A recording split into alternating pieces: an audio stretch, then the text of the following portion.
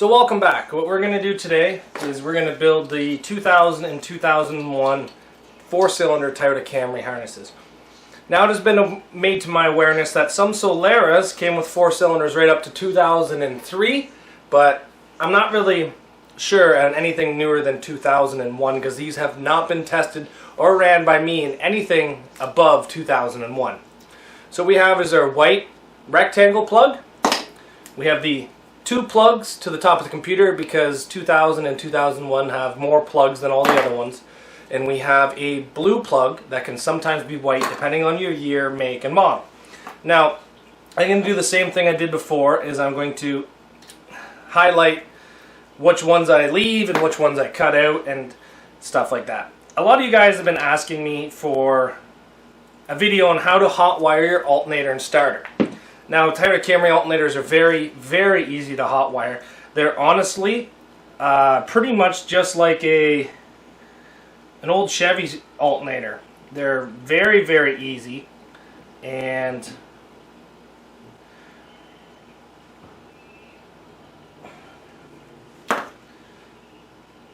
they're very easy. And if you guys are having issues hotwiring an alternator and starter, I think building these harnesses might be a little bit above your skill level. Now, I don't mean to say that in a mean way, but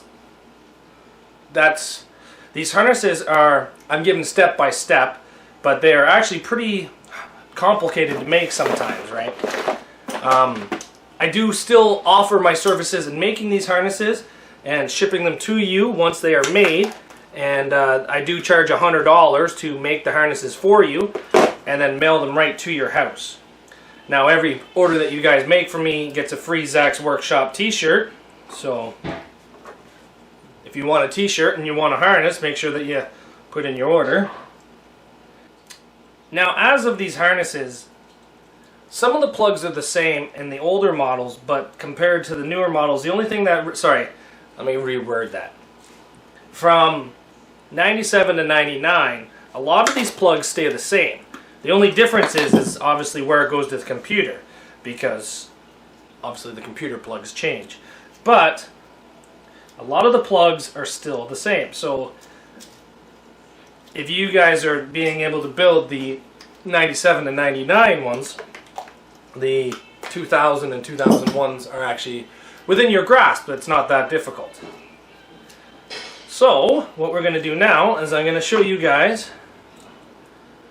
what wires do what. I'm just getting them all spread out here for you. So are you guys ready for the detailed zoom in? Now, I'm going to do these two together. These two are the plugs that go to the computer. So there's a larger one and a smaller one. We're going to do the smaller of the plugs first, and what I mean by smaller is one is a little bit taller than the other. So on the small plug, these two that are going up, which is the 2 blacks with yellow, so they're the 2 very most plugs, are positive. So we're just going to twist those together to be positive. In the green one, that is 3 down, focus, that is a negative. So there's 2 positives and 1 negative for that plug. Now for this auxiliary plug, the red right here is negative, the green is positive, and this is an extra negative. If your car is running rough and backfiring, you have to ground this. But, same as the other harness, a lot of cars do not need this. So I'm going to leave this right here so you guys can see which plugs they are. What I do is I usually count. I use it as a battleship. So 1 over, so B, 3 down. That's how I do it. Your blue plug is the exact same as the 97 to 99 harness. So as you can see, there's 1 positive, which is the red, and there's 3 negatives. So let me just, that's the top of the plug right there. So the red goes up and is a positive. The 2 underneath the red are negative, and directly across from that one is your negative, and it's a brown. And again, this plug here, the white plug, is the exact same as your 97 to 99. These 3 are positives and the very two on the end are negatives. So pretty simple. Now to build these harnesses, like I said, this is a little bit more work. Where did I put that last plug? Put it down and now I can't see it. I found it. I just misplaced it. So what we're going to do now is we're going to strip up some of the wires just like we did with the other harness. My fancy dancy wire strippers. Now, how I'm going to build this is I want to put the wires going to the right spot. So because the ones that go to the computer go to the same spot, I'm going to twist them in together.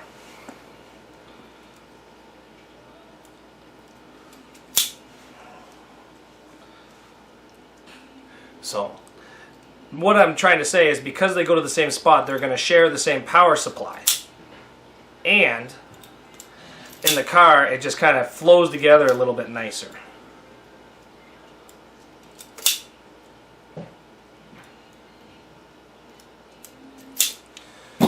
So, there we have it. These two plugs are now stripped, and all we're going to do is we're going to join them together. Twist them together.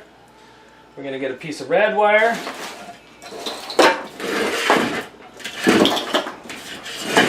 Just like before, we're going to strip back the red wire. Twist them all together.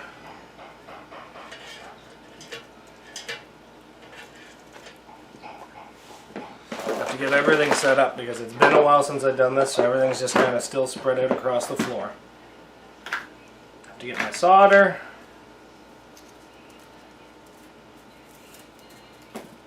Blowtorch.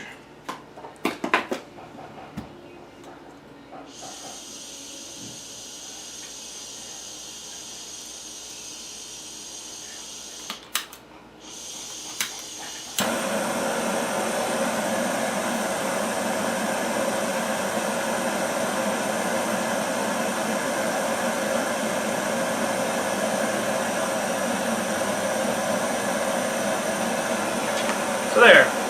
Your positives are done. I'm just going to cut it back. Now we're just going to twist the negatives together.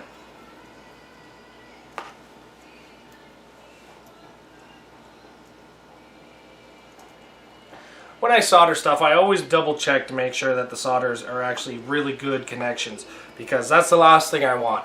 I do not want it coming apart in my derby car, and I do not want it coming apart in any of your guys' derby cars, because when I sell these harnesses, if they come apart, you guys are going to let me know, and then I'm going to feel like crap, because there's nothing like losing a derby, and if I'm the reason you guys lost the demolition derby, I'm going to feel bad about it, because I hate losing, so I know when you guys lose, I bet you hate it too. And some people say there's no actual really losing inside the demolition derby. You're only learning. You either win or you learn, but when you don't bring home a trophy and a check, it's not really the nicest feeling sometimes, especially at one you really wanted to win.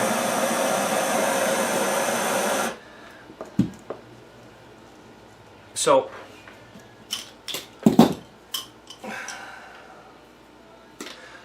just like that, we have the two plugs done to the motor. So all we have to do now is throw some electrical tape on that, and then these can go into the block. When you solder them together, make sure you have the plugs facing the right way, because sometimes if you solder one way and one the wrong way and you twist it, sometimes they'll put a little bit extra stress. I'm not going to put any electrical tape on these yet. My wife's so nicely telling me through the window that it's dinner time, so I'm trying to rush a little bit doing this. But you shouldn't really rush while doing this. You should take your time, and you should make it so that these are made correctly and done right. Because, like I said, if it's not done right, there's no sense doing it.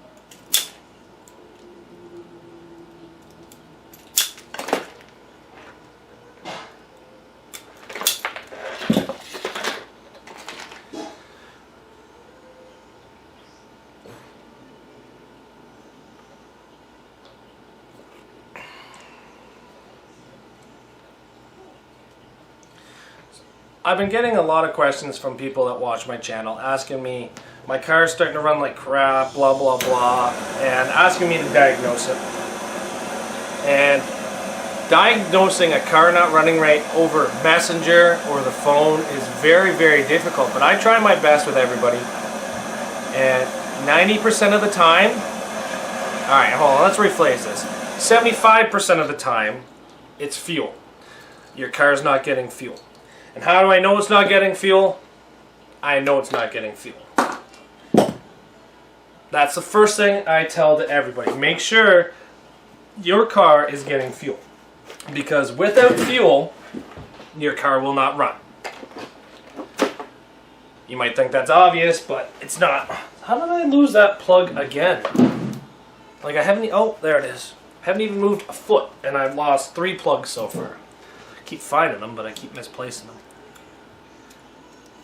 The second thing that it comes down to, if your car runs and has a very kind of cammy sound, like a cammed out small block Chevy kind of sound, it's a vacuum leak. And you just have to go through and find your vacuum leak. Most of the time it is some of the vacuum lines at the top. There's a larger vacuum line that goes to your airbox. When people rip that out, a lot of the times they rip out the vacuum line that goes there. Third thing, your car runs and sounds like it's overfueling and putting out black smoke. I found a lot of the issues with that one. There's a little black sensor that goes behind your intake. And what it does is it is a vacuum map sensor, and it measures the amount of vacuum on your intake, and it tells your computer how much fuel to put into the vehicle. That goes bad on these cars a lot. And it's not that we burn out the sensors. What I think it is these cars, they're driven on the street, and realistically, alright, I drive my van like a very rude person on the road every day, but realistically, the people that drive these Toyota Camrys every day, they probably don't take it above 3,000 RPMs. So this vehicle's now been on the road for 20 years. The sensor's probably only been changed once, if that, in its entire life, and the vehicle's never been revved above 3,000 in the last 3 or 4 years because they think it's an older car. And all of a sudden, we get in there and we start revving these vehicles up to 5 and 6 and 6.5 thousand RPMs. And what that does is there's a vacuum seal in there, and it measures it. So we're basically rupturing the old faulty vacuum seals, and they don't like it. So they obviously bust. But all I ever do is I take a sensor out of another car and I put it into the car, because I actually carry spare ones with me just in case something goes wrong, because you never know, right? I find that's a very common issue, especially in the derbies where you rev them higher up. I actually did buy another one that was brand new. The Napa in my town wanted $286 for it. It was unbelievable. I thought it would be like a $20 sensor, but nope. I was mistaken. It was more than what I paid for the car.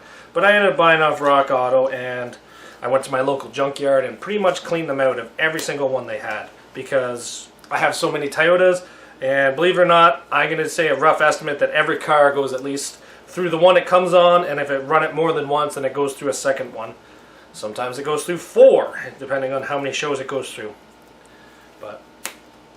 And if you find your vehicle's overfueling and you know it's overfueling in the ring, sometimes what I do is I turn my fuel pump on and off if I don't have a spare one to put into the vehicle.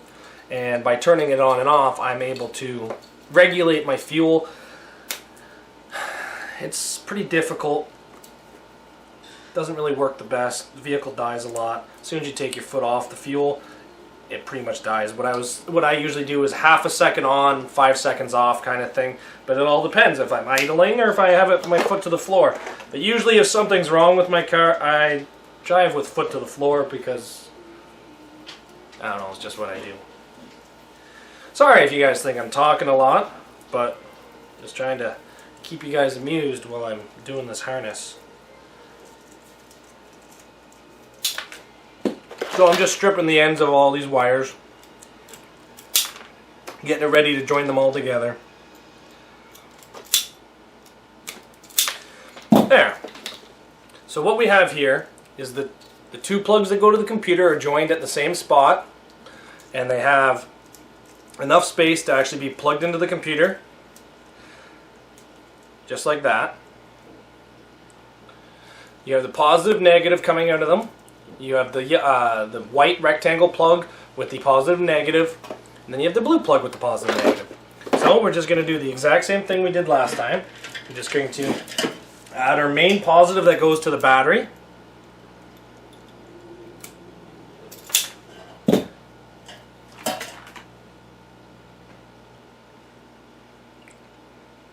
Got some of that Rice Krispie stuck in my throat. So now that we have all the positive joined together, we're just going to put some solder mix.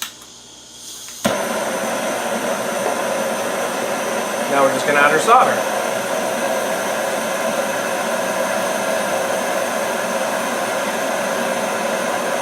Now don't skimp out on the solder. This is one of the main connections. If this comes apart, your car is going to die instantly.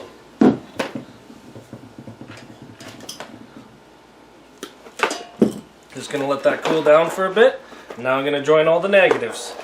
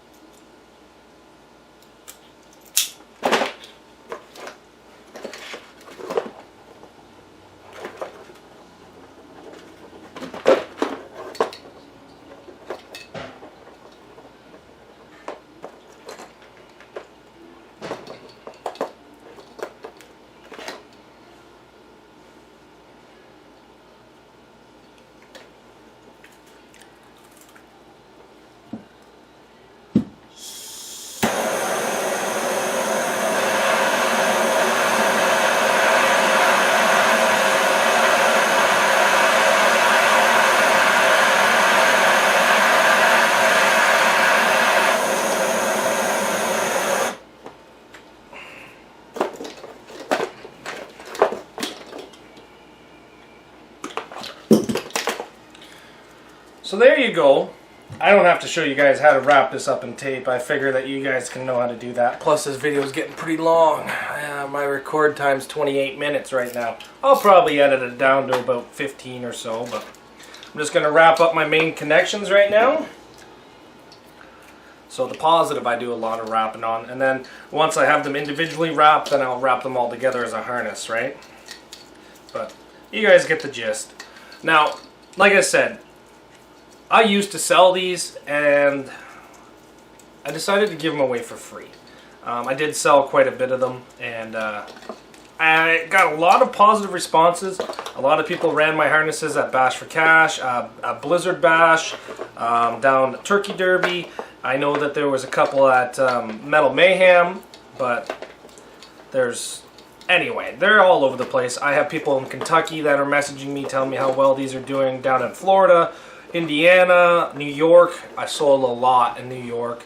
North Carolina, South Carolina, Kansas. Quite a bit of them went to Kansas, but I've been pretty happy with it, and I'm happy that you guys are happy with it. So this way here, I can give it out for free, and if you guys are still interested in me making your harness, feel free to contact me on Zach's Workshop on Facebook, and I can get them out to you.